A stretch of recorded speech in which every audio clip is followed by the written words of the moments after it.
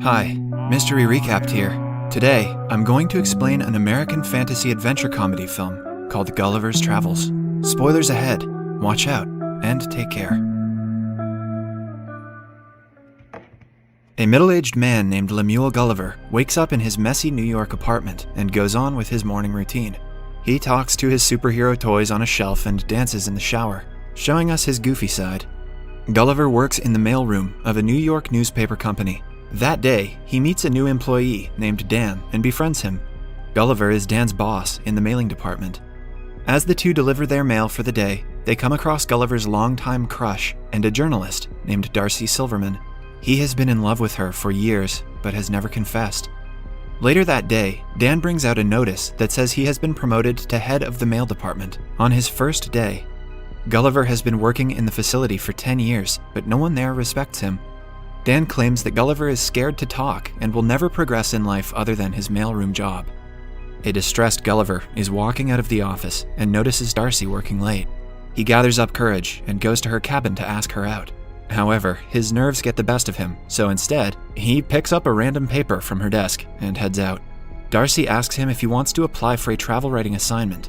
A nervous Gulliver agrees and has to submit a travel blog the following day. At home, he copies and pastes several articles from the internet for the blog. The following day at work, he submits it to Darcy, who is impressed by his writing skills and provides him with a new task. She wants him to travel to the Bermuda Triangle and write an article about the legends of ships mysteriously disappearing there. To impress her, Gulliver agrees. Darcy arranges a contact and a boat for him. Gulliver flies to Bermuda the very next day, where he is picked up by a man. He takes Gulliver to a rented boat and shows him how to use it. The journey is pretty simple as the boat is automated. Gulliver finally sails for the Bermuda Triangle alone in the boat. For the first few hours, he enjoys himself by reading How to Build a Robot magazines and drinking several cans of Coke. He soon falls asleep. Sometime later, he wakes up to a massive wave in front of him. A sea storm hits and he quickly puts a life jacket on. The boat shakes vigorously in the water. Gulliver turns around to see an enormous sea tornado coming his way. Gulliver, with his boat, is sucked on top of the tornado, then right into its eye. The screen goes black. When Gulliver opens his eyes, he cannot move his body. He looks down and is surprised when he sees some tiny men standing on top of his chest. Their leader introduces himself as the Commander Edward Edwardian of the Lilliput. The camera zooms out, showing us a crowd of tiny people standing around Gulliver. He is pinned to the ground with tiny ropes and wood. Commander Edward calls Gulliver a beast. A confused Gulliver yells in fear and breaks free from the ropes easily. Thinking that this is a dream, he tries closing his eyes. Edward orders his soldiers to bring the beast down. The soldiers attach their hooks to Gulliver's pants and make him fall unconscious. When he wakes up, Gulliver finds himself tied to a cart and being pulled into the kingdom of Lilliput. The tiny civilians come out of their houses to get a look at the beast. He is pulled into the royal palace and presented to the king of Lilliput, King Theodore. The king's daughter, Princess Mary, pities Gulliver and asks Edward if the restraints are necessary. Edward claims that Gulliver is a spy from their enemy kingdom, Blefuscia. Gulliver finally speaks and asks the king where he is. King Theodore's secretary, Jinx, tells him that he is in Lilliput, the greatest nation in the world. Gulliver thinks this is a prank and asks the non-existent cameraman to show himself. In the following scene, we see Gulliver imprisoned inside a cave. He meets a fellow prisoner named Horatio, who was sentenced to life by Edward for trying to court Princess Mary. The two are approached by Edward again, who listens to them referring to him as lame ass. When an angry Edward threatens to imprison them for life, Gulliver claims lame ass means someone who is brave. Happy with the answer, Edward takes both the prisoners to a field to plow it with the help of Gulliver's strength. He restrains Gulliver with a machine. Just then, 2 rings of a bell are heard from the palace, indicating that Blefuscia has attacked. They are trying to kidnap Princess Mary and have started a fire at the palace.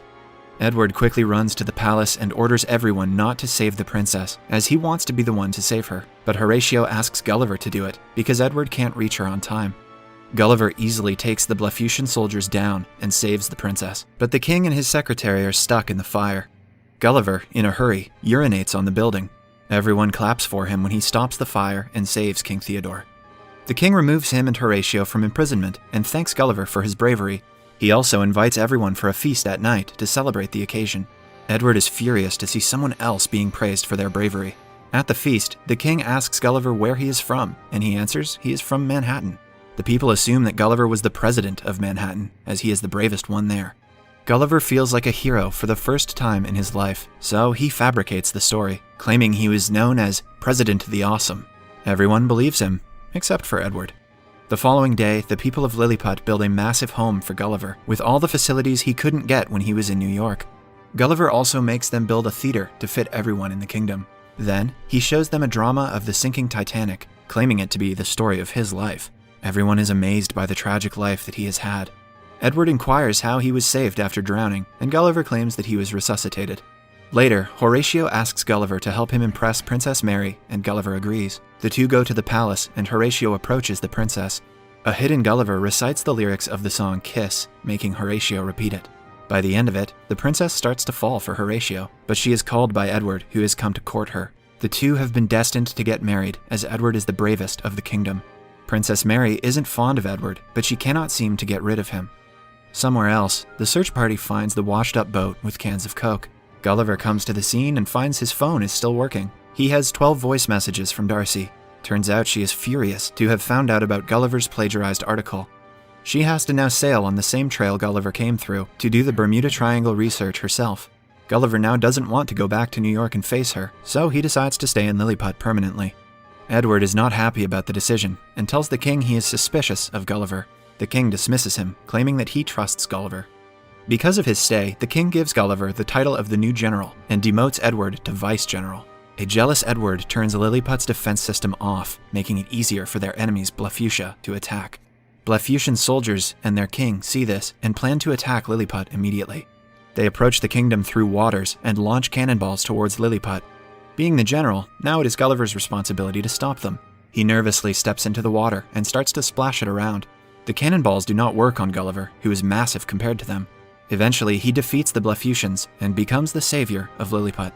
The people from Lilliput fulfill all of Gulliver's wishes. They even build a model of Times Square so he would feel at home. They change their clothing to match that of Gulliver's. Soldiers are appointed to cut his hair and give him massages.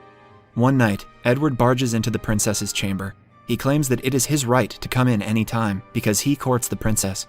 The princess finally reveals that she doesn't love him and doesn't want him to court her anymore. An angered Edward leaves for Blefuscia to ask for help from their king.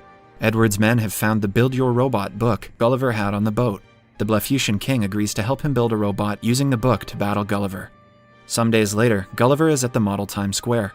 When the bells of the palace ring, suggesting an invasion, Gulliver gets ready to battle tiny people, but is surprised when a huge robot being operated by Edward stands in front of him. Edward challenges him for a duel. Gulliver has no way out but to accept. He tries to push the robot, but it is way stronger than him. It picks Gulliver up with his pants and makes him accept defeat. Gulliver also confesses that everything he said about him being the president is a lie. The king and the princess are surprised to have been betrayed by him. Edward sends Gulliver to a forbidden place called the Island Where We Dare Not Go as a punishment. When Gulliver is left there, he is picked up by a giant little girl. Turns out the island is the home of giants. The girl thinks Gulliver is a toy and keeps him in her Barbie house, dressing him in girly pink clothes. Meanwhile, back in Lilliput, Darcy's body washes up on the shore. Gulliver has told everyone that Darcy is his princess back home, so Edward recognizes her and imprisons her. She meets King Theodore and his queen in the prison, who have been captured after Gulliver's defeat. Horatio sees this and decides to travel to the Island Where We Dare Not Go to get Gulliver back.